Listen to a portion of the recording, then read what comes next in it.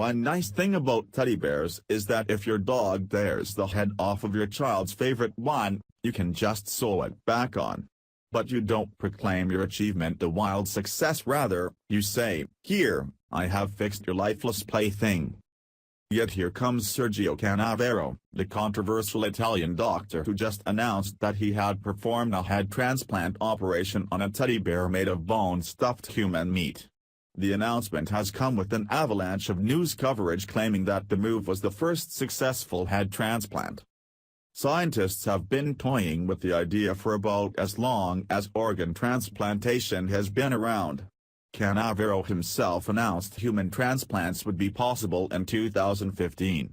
He says that research centers in the United States are unsupportive, reports USA Today. He claimed he performed the surgery on a monkey in 2016 but without reattaching the spinal cord and without a published paper.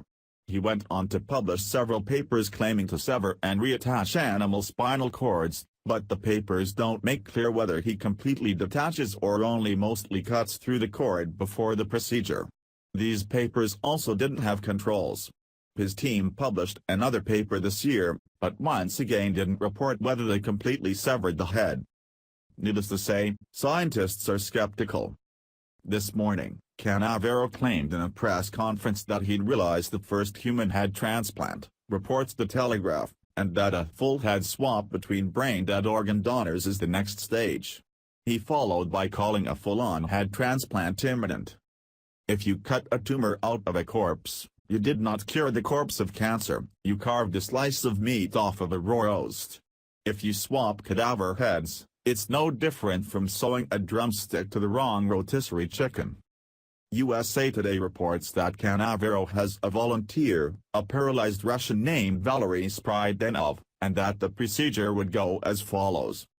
Recipient and donor will placed, sick, in a sitting position to facilitate what's expected to be more about 24 hours of gory, laborious work to separate and then reconnect vertebral bones, jugular veins, the trachea, esophagus and other neck structures. The recipient will be helped to breathe, and blood pumped around the body, with machines.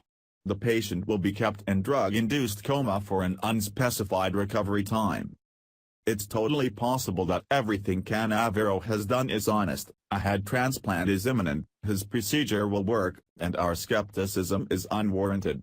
After all, he's pretty much the only person who is doing this procedure, and ultimately crazy ideas are required to push boundaries. But this is science. Very little study has been done on this procedure or its risks.